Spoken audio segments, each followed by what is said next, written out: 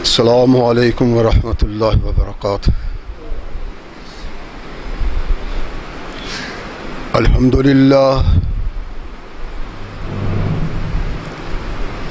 للہ نحمده ونستعینه ونستغفره ونؤمن به ونتوکل علیہ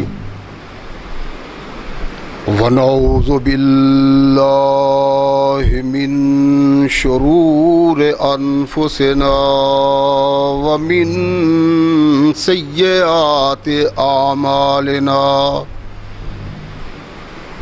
من يهده الله فلا مضل له ومن يضلل فلا هادي له ونشهد أن لا إله إلا الله وحده لا شريك له ونشهد أن محمدًا عبده ورسوله أما بعد فأحسن الحديث كتاب الله وخير الهدي هدي محمد صلى الله عليه وسلم وشر الأمور محدثاتها وكل محدثة بدعة وكل بدعة ضلالة وكل ضلالة في النار أما بعد فأعوذ بالله السميع العليم من الشيطان الرجيم من همزه ونفخه ونفثه بسم الله الرحمن الرحيم وَلْتَكُن مِّنْ أُمَّةٌ يَدْعُونَ إِلَى الْخَيْرِ وَيَأْمُرُونَ بِالْمَعْرُوفِ وَيَنْهَوْنَ عَنِ الْمُنكَرِ وَأُولَئِكَ هُمُ الْمُفْلِحُونَ۔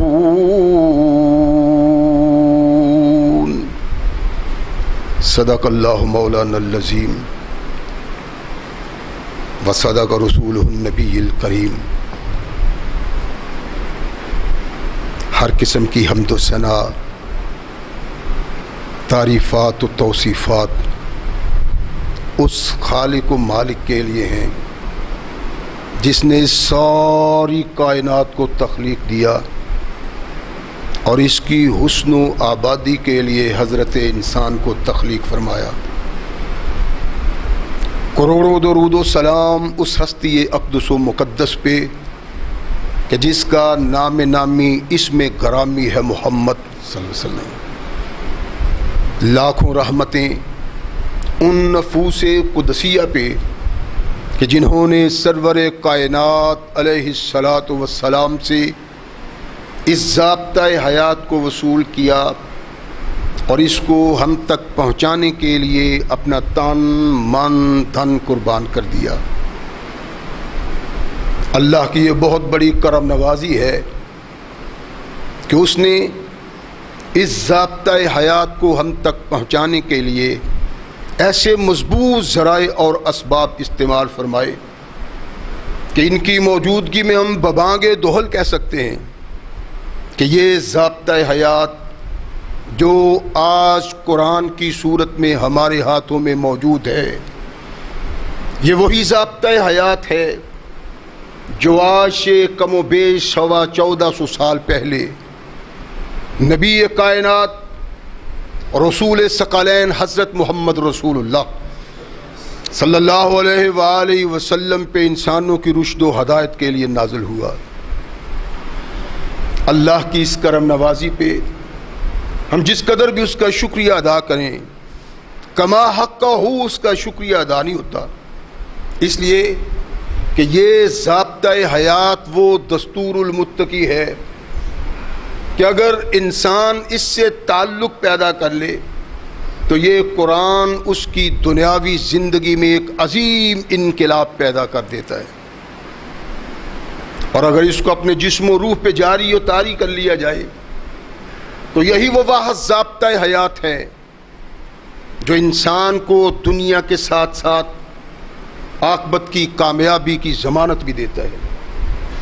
مگر صدحیف ایسے ضابطۂ حیات کی موجودگی کے باوجود آج ہم تختہ عرض پہ ایسی بد نصیبی کی زندگی بسر کر رہے ہیں کہ ایسی بد نصیب قوم تختہ عرض پہ کوئی دوسری نظر نہیں آتی۔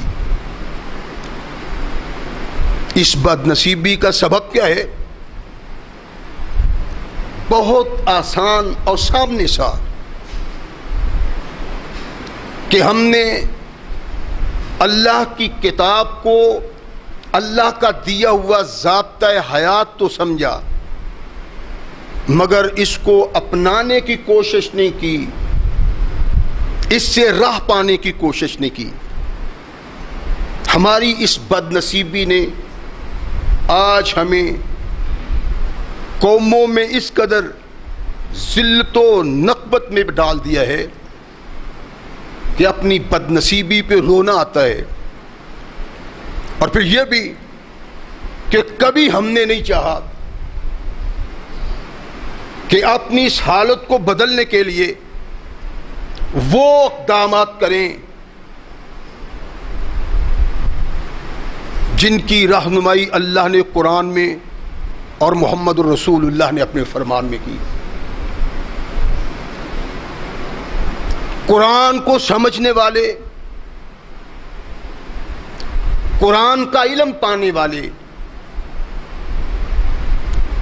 اللہ کے نبی کی رہنمائی کو دیکھنے والے اور اس کا علم رکھنے والے، وہ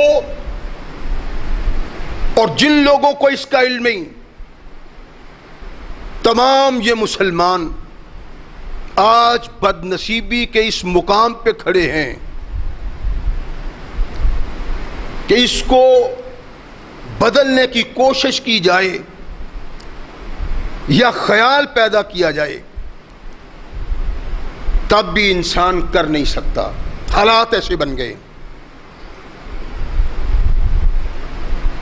اللہ نے انسان کو تخلیق دیا، اس کو دنیا میں بھیجا، اور ان کے لیے ضابطۂ حیات بھی ترتیب دیتے ہوئے اللہ قرآن تک پہنچتے ہیں۔ تمام انبیاء، تمام رسول اللہ کے احکامات کے مطابق انسانوں کی رہنمائی کرتے رہے، اور انسانوں کی ذمہ داری یہ ٹھہری جو علم رکھتے ہیں، فضل رکھتے ہیں، جن کو اللہ نے انسانوں کی رہنمائی کے لیے منتخب کیا، انبیاء کی صورت میں یا علماء کی صورت میں،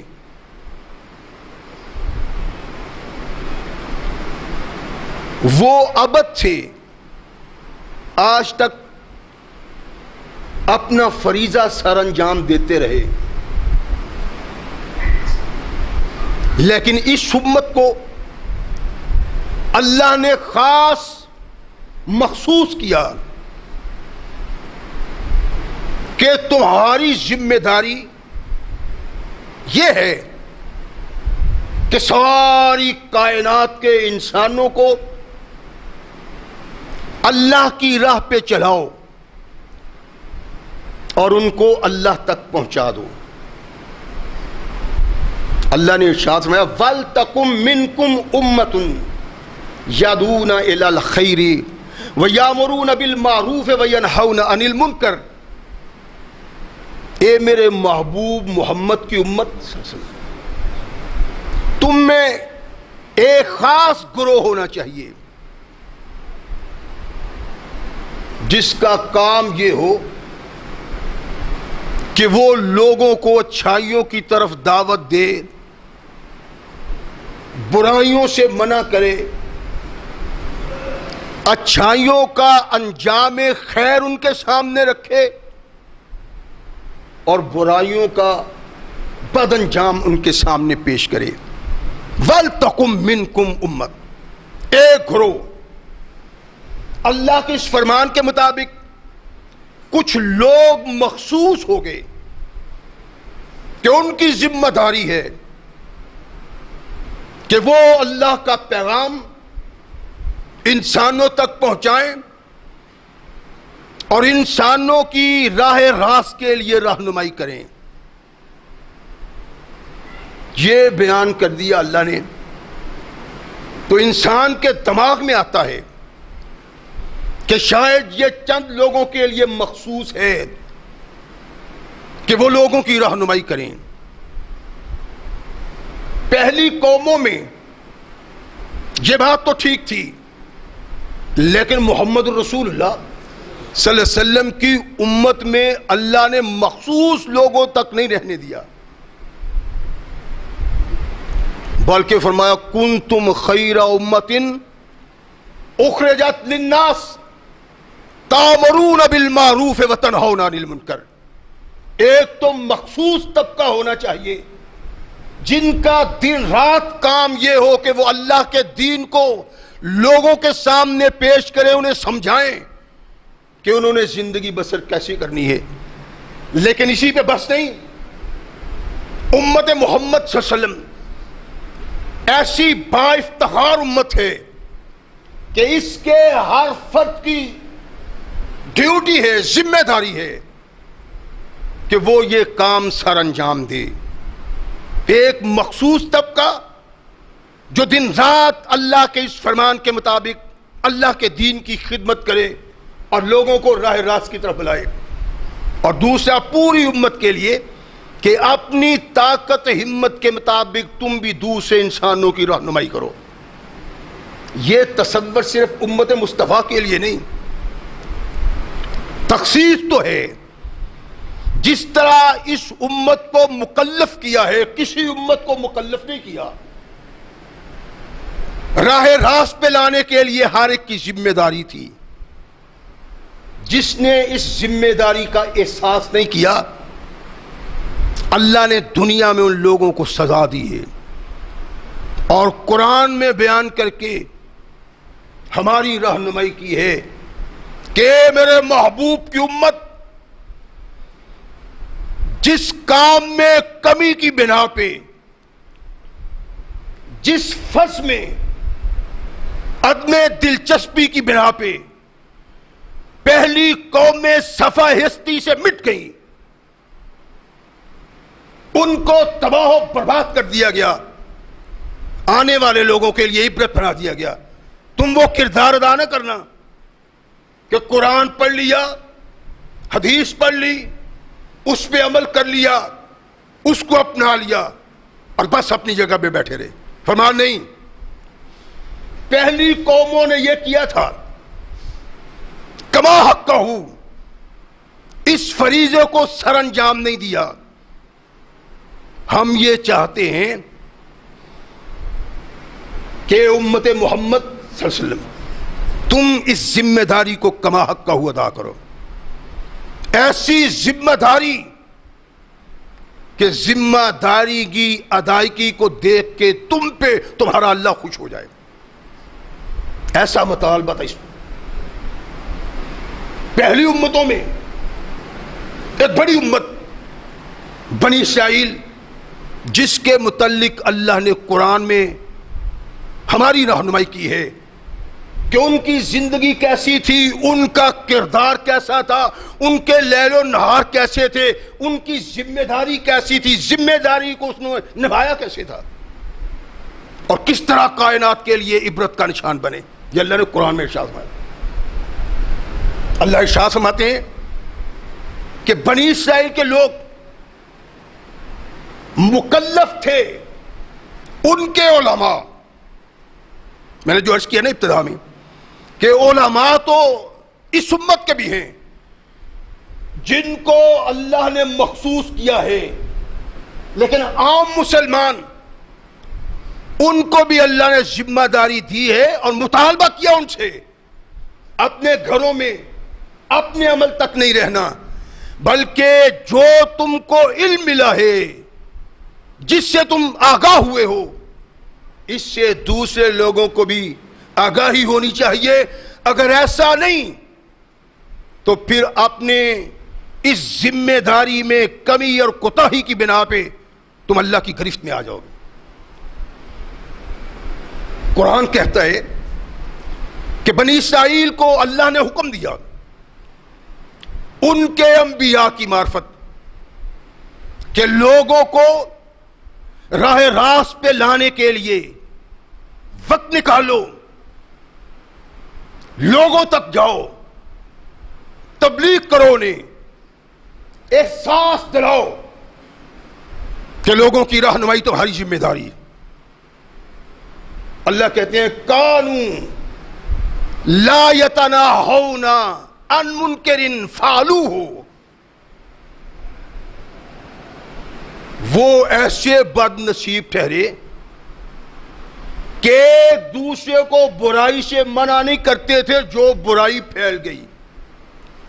کانوا لا یتناہون عن منکر فعلوہ لبئس ما کانوا یفعلون. فرمایا کہ وہ ذمہ داری تھی ان کی علماء کی، ذمہ داری تھی انبیاء کے نائب لوگوں کی، جو نائب انبیاء اور رسول اللہ کی صورت میں تھے وہ تو ذمہ داری نبھاتے رہے، اور علماء ذمہ داری نہ نبھا سکے کما حقہ، جیسے ذمہ داری کو نبھانے کا حق تھا. قرآن میں پہلی قوموں کے واقعات بیان کرنے کا سبب یہ ہے کہ محمد کریم کی امت اس بات کو سمجھ جائے. اللہ کے نبی نے کہا قیامت کے دن میں اپنی امت کی اکثریت پہ فخر کروں گا، اور یہ فخر تو اللہ کے نبی تبھی کر سکتے ہیں نا جب ہم یہ کردار پیش کریں اور قیامت کے دن وہ انبوہ کثیرہ ہمارا ہو جس پہ محمد کریم ناز کر سکیں.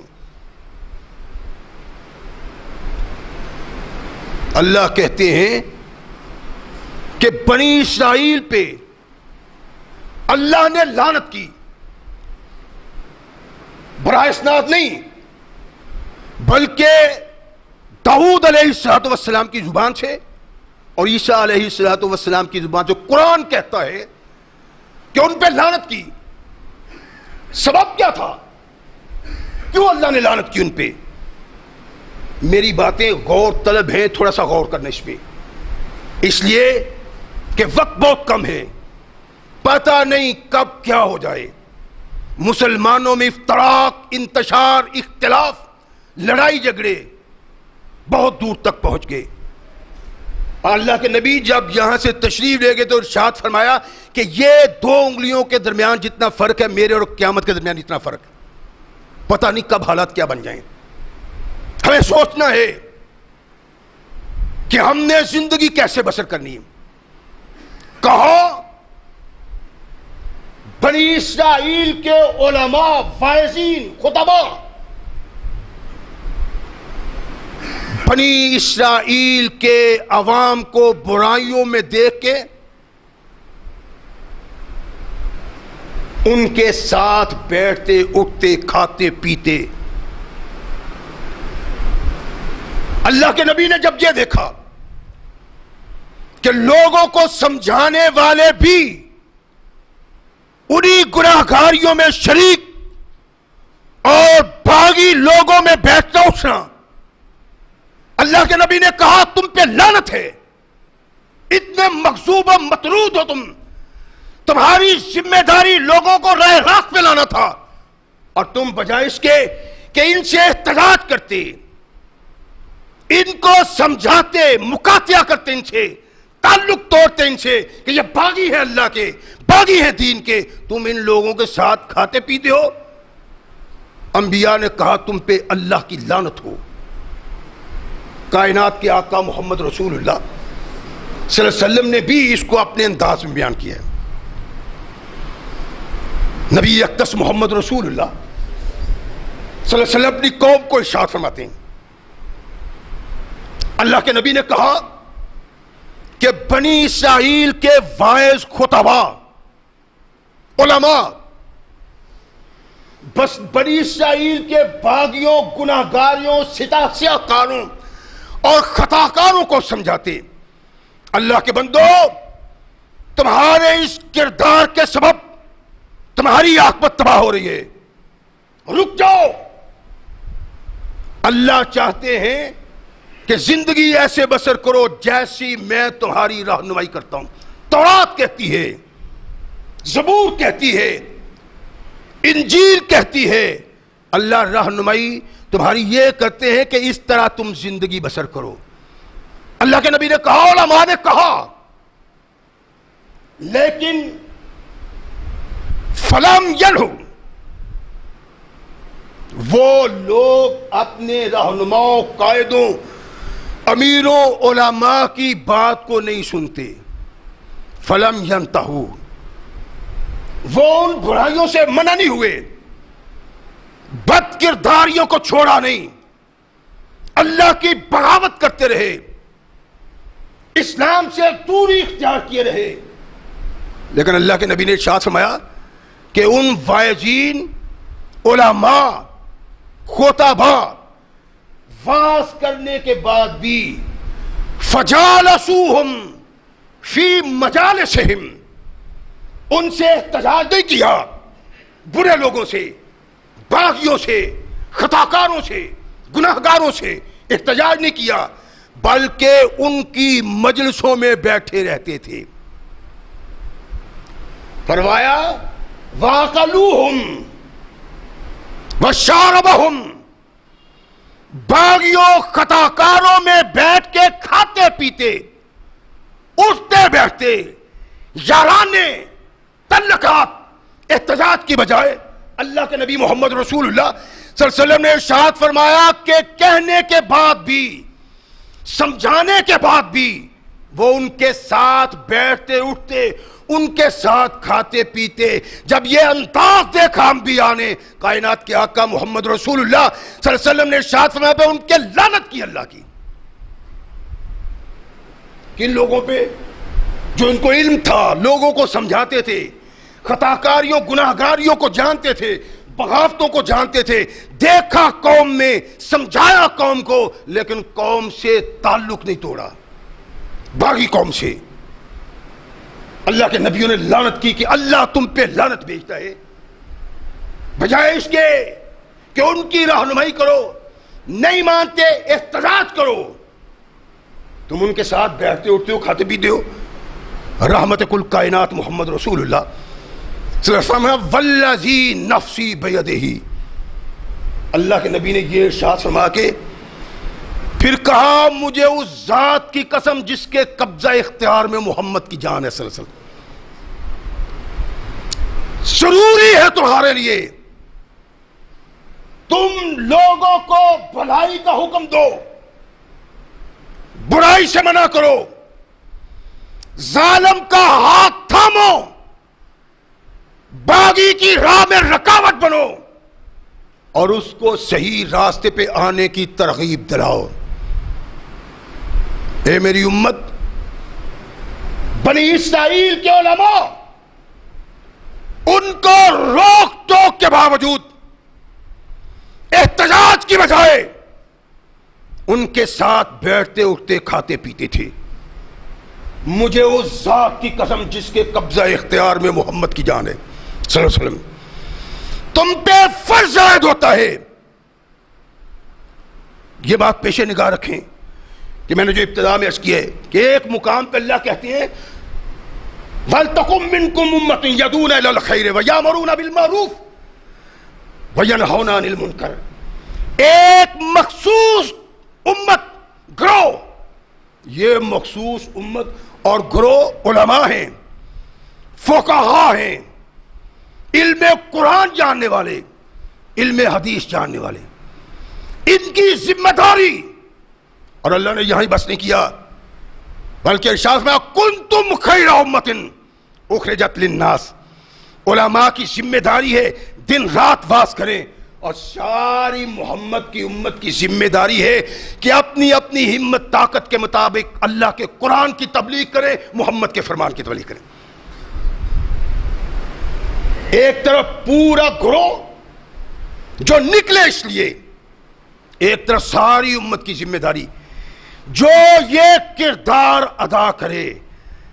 کائنات کے آقا محمد رسول اللہ ارشاد فرماتے ہیں مجھے اس ذات کی قسم جس کے قبضہ اختیار میں میری جان ہے، تمہاری ذمہ داری ہے لوگوں کی رہنمائی کرو، اچھائی کے لیے، بھلائی کے لیے، خیر کے لیے، نیکی کے لیے. برائی سے منع کرو، گناہ سے منع کرو، خطا کاریاں سے روکو، اور ظالم کے ہاتھ کو تھامو،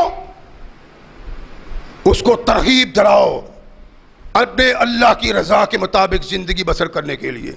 فرمایا اگر امت محمد صلی اللہ علیہ وسلم اگر تم نے یہ نہ کیا، کیا یہ تبلیغ جس کا تمہیں حکم دیا گیا تھا، علماء کو خاص اور امت کو عام، اگر تم نے یہ نہ کیا تو فرمایا یہ بات سن لو، اللہ تمہارے دلوں کو ملا دے گا، نیکیاں کرنے والے اور برائیاں کرنے والے لوگوں کو دلوں کو ملا دے گا. اللہ کے نبی محمد رسول اللہ کیا ثم لَيَعْلَنَّكُمْ، پھر اللہ تم پہ لعنت کرے گا کما لعنہم، جیسے اللہ نے بنی اسرائیل پہ لعنت کی. غور فرمائیں، رحمت کائنات محمد رسول اللہ ارشاد فرمایا میری امت کے فرد فرد کی ذمہ داری ہے وہ قرآن کی تبلیغ کرے، حدیث کی تبلیغ کرے، اور فرمایا جس تک میرا ایک پیغام پہنچتا ہے اس پیغام کو دوسرے انسان تک پہنچائے، یہ ساری امت کی ذمہ داری. اگر ایسا نہ ہوا لَيَلْعَنَّكُمْ، اللہ ضرور تم پہ لعنت کرے گا کما لعنہ، جیسے ان لوگوں پہ لعنت کی. کیسے باغی تھے وہ لوگ؟ وہ کیا کرتے تھے؟ دن رات خطاؤں میں، گناہکاریوں میں، سیاہکاریوں میں اللہ نے ایک سرتابی کے سبب ایسی سزا دی کہ ساری کائنات کے لیے بنی اسرائیل عبرت بن گئے. قرآن کہتے ہیں سورہ اعراف میں کہ ان لوگوں کو جو حکم دیا گیا تھا اس کی سرتابی کی. علماء نے ان کو سمجھایا، بتلایا کہ یہ اللہ کی بغاوت ہے، کیا تم کر رہے ہو، اللہ کو کیا جواب دو گے، اللہ کے سامنے تم نے جانا ہے. عبداللہ بن عباس کہتے ہیں، علامہ ابن کثیر نے تفسیر ابن کثیر میں لکھا کہ ان لوگوں کو اللہ نے حکم دیا تھا کہ وہ جمعہ کو متبرک دن سمجھیں، اللہ کی عبادت کریں اور اس کا اکرام کریں. انہوں نے کہا نہیں، جمعہ کا دن نہیں، ہمارے لیے ہفتہ کا دن مقرر کریں. اللہ نے جو خواہش کی اس کا انکار کیا، اپنی خواہش کا اظہار کیا کہ ہم ہفتہ چاہتے ہیں. ارشاد فرمایا ٹھیک ہے، لیکن اتنی بات یاد رکھو کہ ہفتہ کو صرف عبادت کرنی ہے، کمائی نہیں کرنی، تجارت نہیں کرنی، کام نہیں کرنا اپنا، صرف اللہ کی عبادت. تمہارے لیے ہفتہ. ابن عباس کہتے ہیں کہ کچھ عرصہ وہ لوگ اس پہ کار بند رہے. ان کا کام کیا تھا؟ مختلف روایتیں ہیں کہ بحر کلزم پہ وہ لوگ رہتے تھے، کہیں ویسے کسی دریا کا نام ہے، دریا پہ رہتے تھے. ان کا کام تھا مچھلیاں پکڑنا اور اس کی تجارت کرنا. اللہ نے ان کو آزمانے کے لیے ہفتہ کے دن اتنی تعداد میں مچھلیاں بھیجنی کہ پانی کم پڑ جانا، مچھلیاں زیادہ ہو جانی. اگلے پچھلے دنوں میں مچھلیاں بہت کم ہونی. پریشان ہو گئے کہ یہ کیا ہوا؟ اللہ سیاحت تھا، اب کیا کریں؟ ایک دن ایک بڑا سمجھدار دانا بینا آدمی مچھلی پکڑتے ہفتے کو کانٹے میں لگا کے اس کو دریا میں پھینک دیتا ہے. صبح صبح جاتا ہے، وہ مچھلی نکال کے لاتا ہے، گھر آ کے پکائی، خوشبو عام ہوئی اور لوگوں نے کہا ہفتہ کو تو اللہ نے کام منع کیا ہے، یہ کہاں سے لائے ہو؟ کہنے لگا صبح صبح گیا ہوں، مچھلی پکڑے لے آؤں، دریا سے لایا ہوں. اچھا، چلتے چلتے آخر کار اس کا یہ ہیلا لوگوں کے سامنے آ گیا. اب لوگ بھی یوں کرتے. پھر کیا ہوا؟ اللہ کہتے ہیں کہ انہوں نے بغاوت کی. ابن عباس کہتے ہیں بغاوت یہ تھی کہ دریا کے کنارے انہوں نے گڑھے کھود لیے. جب ہفتہ ہوتا دریا کو کٹ لگاتے، مچھلی بھرپور آئی ہوتی تھی، وہ پانی کے بہاؤ میں ان گڑھوں میں آ جاتی تو وہ کٹ کو بند کر دیتے، صبح شکار کرتے. اور مومن لوگوں نے کہا ظالمو یہ کیا؟ اللہ نے اس بات سے منع کیا ہے اور رب کی بغاوت میں انسانوں کے لیے چشمے عبرت بن جاؤ گے. اللہ نے تم سے عہد لیا ہوا، عہد توڑتے اللہ کا. رب نے متبرک دن تمہیں دیا، تم نے خود انتخاب کیا، اب اس انتخاب میں چورا کاری ہیلا سازی کر رہے ہو. ڈر جاؤ اللہ سے. کہنے لگے تم کسی بات ہی کرتے ہو، ہم تو ہفتے کو شکار کرتے نہیں ہیں، مچھلی چلتی ہے گڑھوں میں آ جاتی ہے، اتوار کو ہم پکڑ لیتے ہیں، شکار تو ہم تو نہیں کرتے. اور کہا یہ ہیلا سازی ہے، بغاوت ہے اللہ کے قانون سے، دھوکہ کرتے ہو، اس دھوکے سے اپنی عاقبت تباہ کرتے ہو، اللہ کا کچھ نہیں بگڑتا، رک جاؤ. وہ کہتے ہیں نہیں نہیں یہ آپ کی بات صحیح نہیں، ہم تو اتوار کا شکار کرتے ہیں، جیسے دریا چلتا ہے گڑھے ہیں ان میں بھی آ جاتی ہے مچھلی، شکار تو ہم نہیں نہ کرتے. یوں ہی دن گزرتے گئے. کچھ لوگ تھے جنہوں نے سختی سے منع کیا، رک جاؤ، تم رب کے باغی ہو، ایسے گناہ کا ارتکاب تمہاری دنیا تباہ کر دے گا، تمہاری آخرت ہی تباہ ہو جائے گی، یہ کیا کرتے ہو؟ ایسے نہ کرو.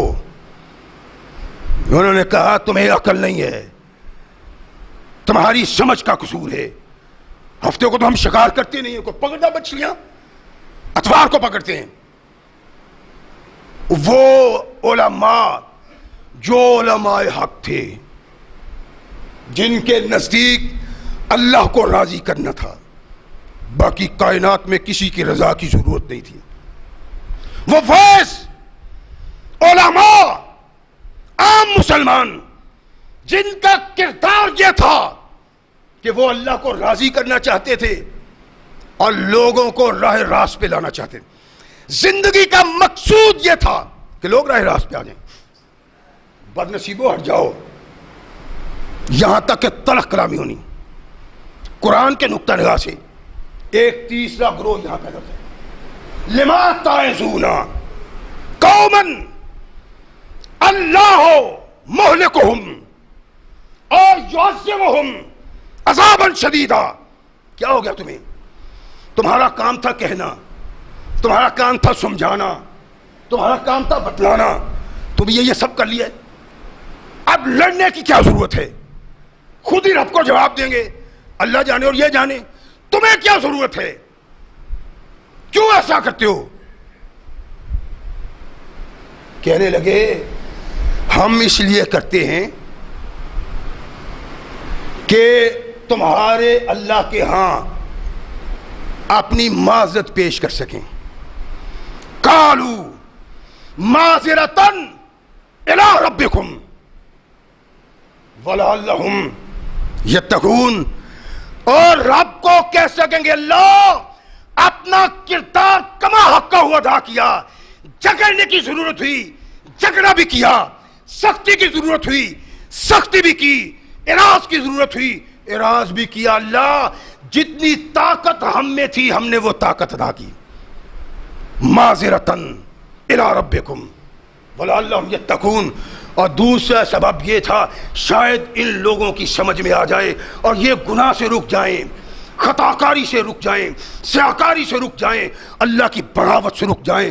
بغاوت کی صورت میں جہنم کی آگ میں پڑ جائیں گے. اگر سمجھ آئے تو جہنم کی آگ سے یہ بچ جائیں. ایک تو تمہارے طرف اللہ کے ہاں معذرت ہے، دوسرا شاید یہ ڈر جائیں، انہیں اللہ کا خوف ہے. تھا کیا؟ عبداللہ بن عباس کہتے ہیں کہ ان لوگوں نے ہیلہ سازی کی.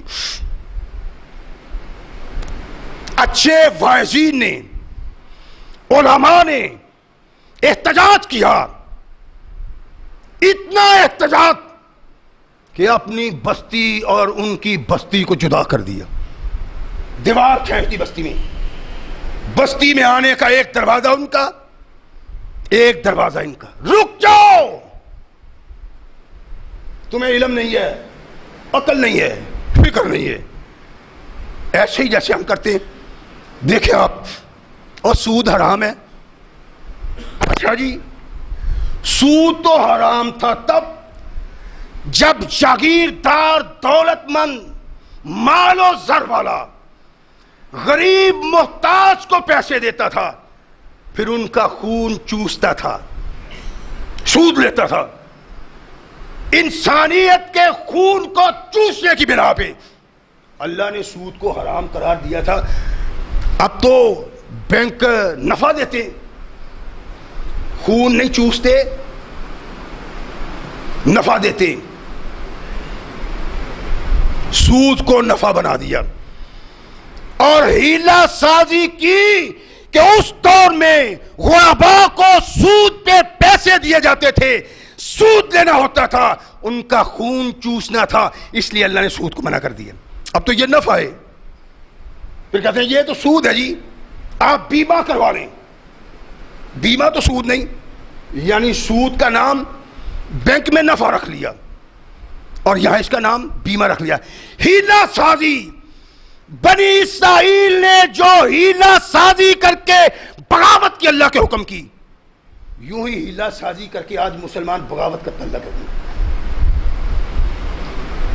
اللہ نے کہا بنی اسرائیل کے علماء،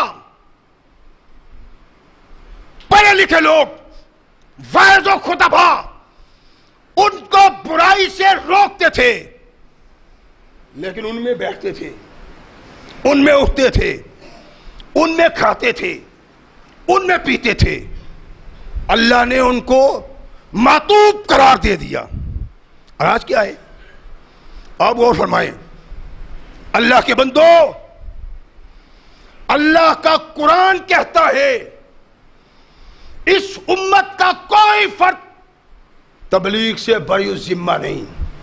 ہر ایک کے لیے تبلیغ فرض ہے جتنا اس کو علم ہے. اور یہاں بھی علماء، واعظین، قرآن جاننے والے، حدیث جاننے والے وہی کردار ادا کرتے ہیں جو بنی اسرائیل کے علماء کرتے تھے.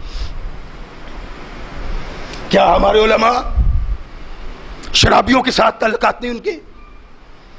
سود خوروں کے ساتھ، ڈاکوؤں کے ساتھ، لٹیروں کے ساتھ، قبضہ گروپوں کے ساتھ تعلقات نہیں؟ ان کے ساتھ اٹھتے بیٹھتے نہیں؟ اور کیا یہ برائی نہیں؟ اللہ نے کہا لوگوں کو روکو، منبر رسول پہ کھڑا ہو کے کہتا ہے یہ گناہ ہے رک جاؤ، لیکن تعلقات ان سے ویسے ہی ہیں، روابط ان سے ایسے ہی ہیں۔ کائنات کے آقا محمد رسول اللہ صلی اللہ علیہ وسلم نے ارشاد فرمایا کہ برائی کو روکنے کے لیے سختی کی ضرورت ہے۔ عبداللہ بن عباس کہتے ہیں کہ تیسرا گروہ کہ لما تعظون قومن، ایسی قوم کو واعظ اور نصیحت کیوں کرتے ہو؟ اللہ مہلکہم او معذبہم عذابا شدیدا، کیا ضرورت ہے لڑنے کی؟ کیا ضرورت ہے کہنے کی؟ نہیں نہیں، ان کو سمجھانا ہمارا فرض ہے۔ اے امت محمد صلی اللہ علیہ وسلم، عام لوگوں کا کسی کو سمجھانا فرض نہیں تھا پہلی امتوں میں، اس امت میں فرض ہے عام آدمی۔ کنتم خیر امت اخرجت للناس، اور میرے محبوب کی امت، تم اپنے لیے پیدا نہیں ہوئے، تم لوگوں کے لیے پیدا ہوئے، واعظ کرنے کے لیے، سمجھانے کے لیے، بتلانے کے لیے۔ احتجاج کرو، دور رہو ان سے، مکاتیہ کر لو، قطع تعلقی کر لو۔ بنی اسرائیل کے وہ کہنے لگے کیا پاگل پن ہے یہ، تم نے کہہ دیا اب یہ جانے تو اللہ جانے۔ اللہ کے بندوں نے کہا نہیں، بستی جدا کر لی۔ کتنے دن گزر گئے، وہ اپنے گھر کو اپنے گھر۔ ایک دن ایسا ہوا کہ صبح اٹھے لوگ، انہوں نے دیکھا کہ یہ بستی کا یہ حصہ، آج یہاں سے آواز بھی کوئی نہیں آ رہی آدمیوں کی، کوئی ہل جل محسوس نہیں ہوتی، کوئی آہٹ محسوس نہیں ہوتی۔ کیا ہے؟ کچھ عرصہ انتظار کیا، پھر جب وقت کافی ہو گیا، دروازے نہ کھلے، آواز نہ آئی، دیوار پہ چڑھ کے دیکھتے ہیں کہ سارے گھروں میں بندر پھر رہے، عورتیں بندریاں بن گئی، قرآن کہتا ہے مرد بندر بن گئے، بچے بندروں کے بچے بن گئے۔ ابن عباس کہتے ہیں کہ جب انہوں نے چڑھ کے دیکھا تو وہ پہچانتے تھے، فلاں بندر فلاں انسان ہے، فلاں بندر فلاں انسان ہے، فلاں بندریا فلاں عورت ہے، فلاں بندریا فلاں عورت ہے۔ اور کہا کہ جن لوگوں نے بغاوت کی اللہ نے ان کو بھی بندر بنا دیا، اور جو کہتے تھے کیا ضرورت ہے، کیوں لڑتے ہو، اللہ نے ان کو بھی بندر بنا دیا۔ فلما اتوا ما نہوا عنہ قلنا کونوا قردۃ خاسئین۔ فرمایا باغیوں کے متعلق، باغیوں کے ہمدردوں کے متعلق بغاوت دیکھی تو ہم نے انہیں کہا کہ بندر بن جاؤ۔ ساری قوم اللہ کے عطاب کا شکار ہوئی اور بندر اور بندریاں بن گئی۔ کائنات کے آقا محمد رسول اللہ صلی اللہ علیہ وسلم نے ہماری رہنمائی کی ہے، اصل بات کرنے والی، سننے والی۔ یہ سب کچھ اللہ نے قرآن میں بیان کیا، کائنات کے آقا محمد رسول اللہ نے اپنے فرمان میں بیان کر دیا، ان کا انجام، ان کا کردار اور ان کے حالات۔ پھر ارشاد فرمایا سن لو، جس بستی میں اللہ کی بغاوت کرنے والے موجود ہوں، سیاکار، گناہکار، باغی، اور اس میں کچھ ایسے لوگ ہوں جو ان کو روک سکتے ہوں، ہے نا؟ وہ کمزور آدمی تو کسی کو کچھ نہیں کہہ سکتا، روک نہیں سکتا، گریبان نہیں تھام سکتا، کہہ نہیں سکتا، لیکن ایسے بھی لوگ ہیں جو بدماشی کو زور سے بند کر سکتے ہیں، برائی کو طاقت سے بند کر سکتے ہیں۔ فرمایا اگر بستی میں سیاکار اور گناہگار ہیں اور ایسے لوگ بھی ہیں جو ان کو روک سکتے ہیں، فلا یغیرون الا اصاب اللہ منہ بعقاب قبل ان یموتوا، فرمایا میرے صحابہ میری ہر بات آگے پہنچاؤ، اور فرمایا جس تک پہنچے وہ آگے پہنچانے پہ مکلف ہے۔ جہاں باغی موجود ہیں، روکنے والے طاقت رکھتے ہیں، فلا یغیرون، وہ تبدیلی نہیں کرتے، وہ روکتے نہیں، الا اصابہم اللہ منہ بعقاب قبل ان یموتوا، فرمایا سن لو اس بستی کے سرداروں کو اللہ عذاب میں گرفتار کرے گا ان کی موت سے پہلے پہلے۔ اپنے حالات دیکھیں، آج نظر ڈالیں اپنے حالات پہ، لیل و نہار پہ، یہ کیا ہو رہا ہے؟ حکمران گناہ، خطاکاری، سیاکاری کی ترغیب دلاتے، بجائے اس کے سے روکا جاتا۔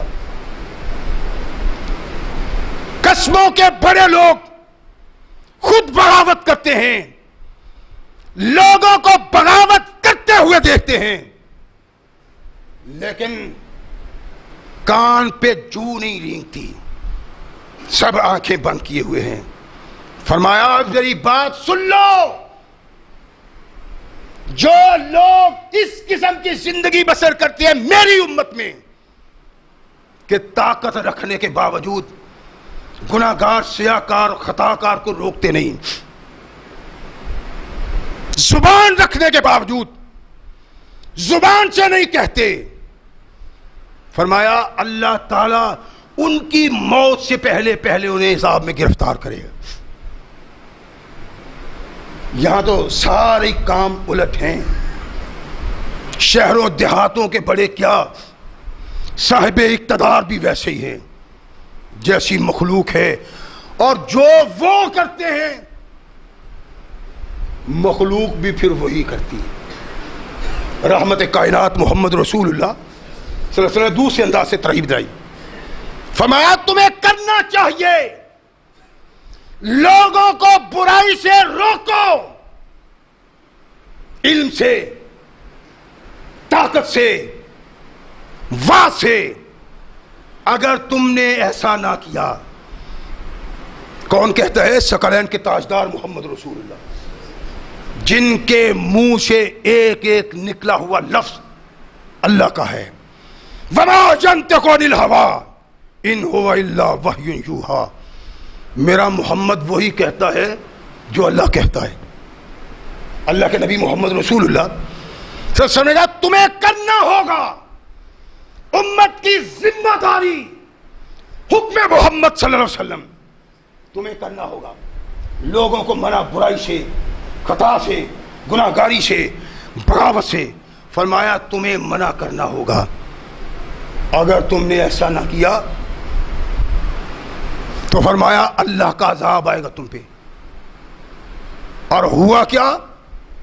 لَتَدُنَّهُ وَلَا يُسْتَجَابُ لَكُمْ، تم اللہ سے دعائیں کرو گے، اللہ تمہاری دعاؤں کو قبول ہی نہیں کریں گے۔ دیکھ لیں آج کیا ہو رہا ہے، منہ سے دعا نکلتی ہے،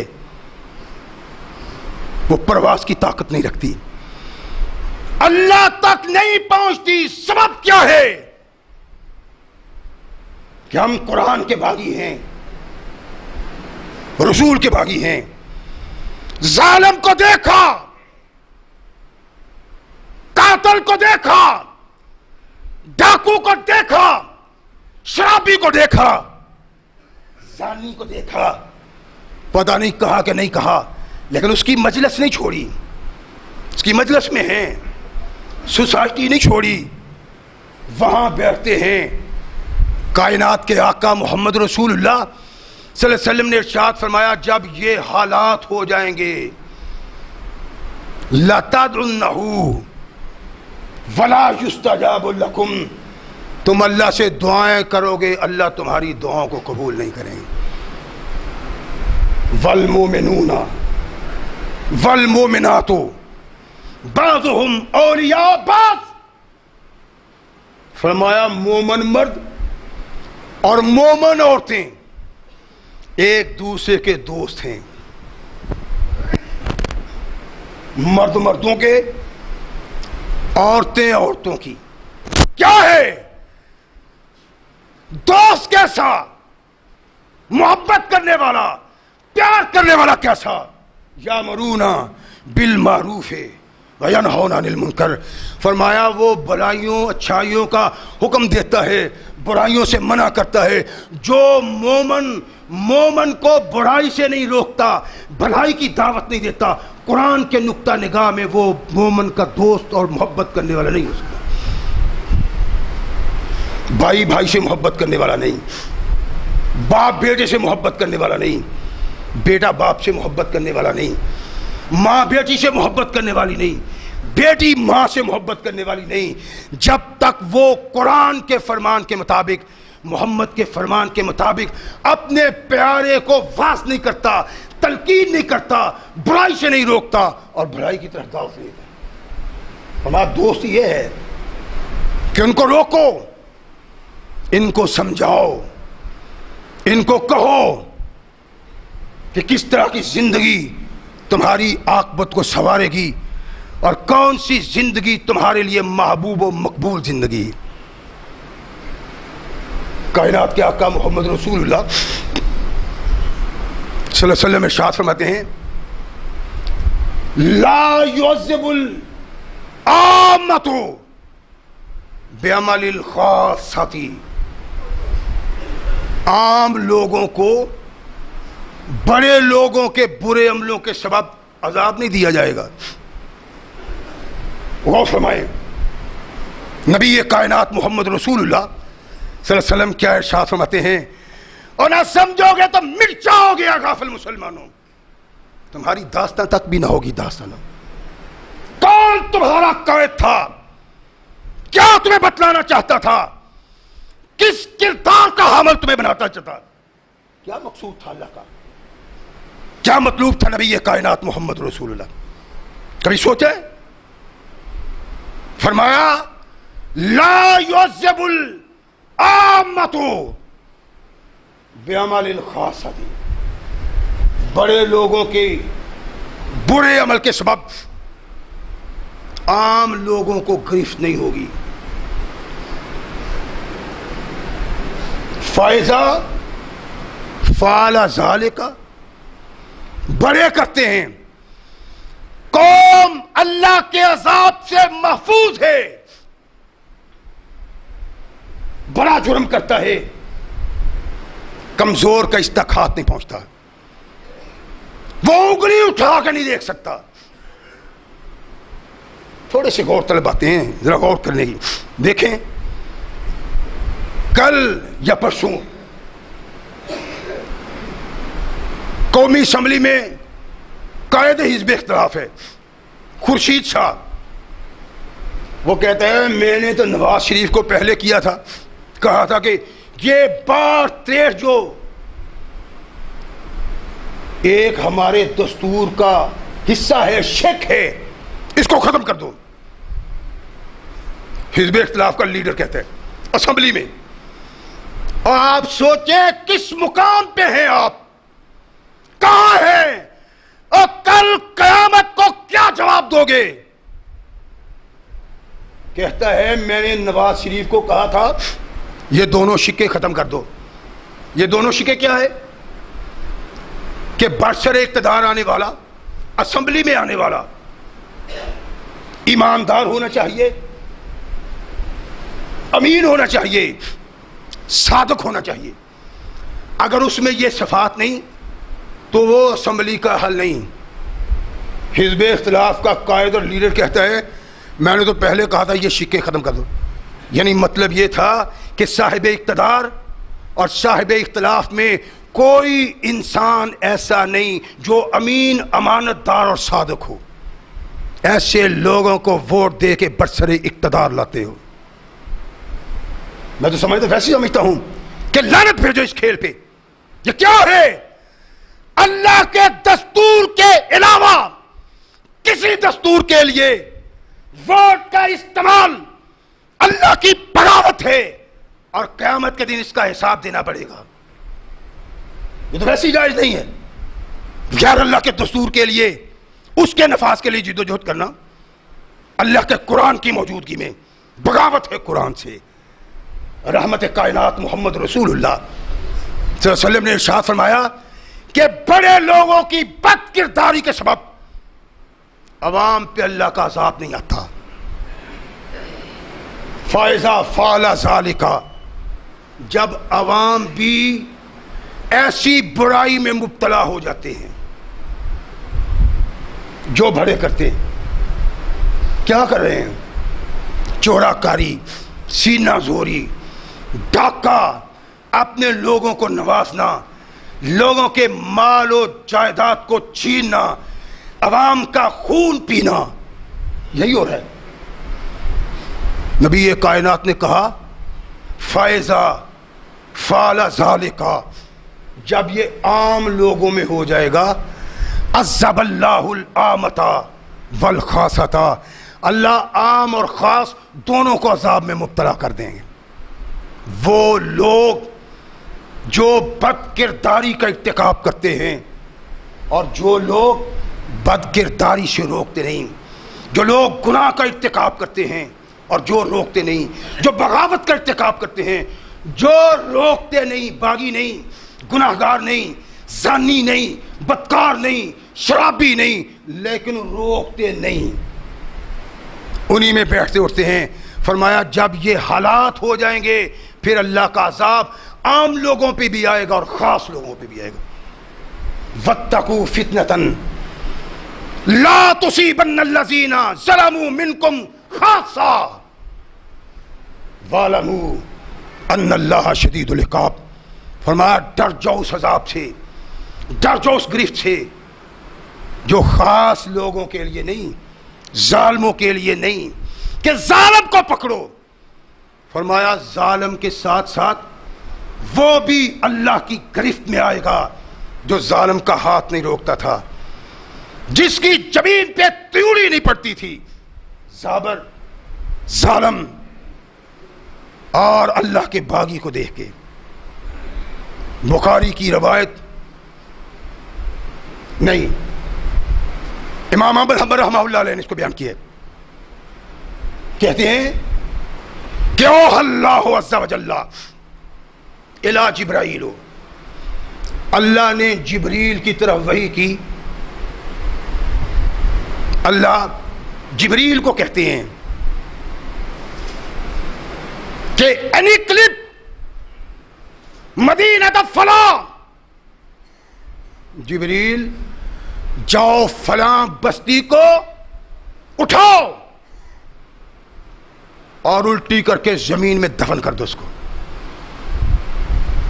اللہ جبریل کو کہتے ہیں، جبریل نے جب اللہ کی یہ بات سنی تو پریشان ہوئے، اللہ اس میں تو ایک ایسا آدمی بھی ہے لم یاسکا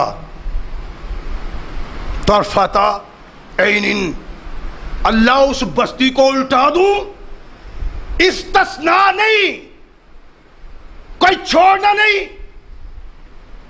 کو بچے نہ، فرمایا ساری بستی کو الٹ دو، الٹ پلٹ کے رکھ دو، اٹھاؤ، الٹا دو، دفن کر دو زمین میں ساری بستی۔ اللہ اس میں ایک ایسا آدمی بھی ہے لم یاسکا طرفۃ عین، جس نے آنکھ جھپکنے کے برابر بھی تیری نافرمانی نہیں کی، تیری ثنا، تیری تحمید، تیری تمجید، تیری عبادت، تیرا ذکر، ایک لمحہ بھی اللہ تیری نافرمانی اس نے نہیں کی۔ اس بستی میں تو وہ بھی ہے۔ ارشاد فرمایا جبریل الٹ دو اس کو، مجھے ایسے عبادت گزار کی عبادت نہیں چاہیے جو گناہ گاروں کو دیکھتا ہے تو گناہ سے روکنے کے لیے وہ میدان میں نہیں آتا۔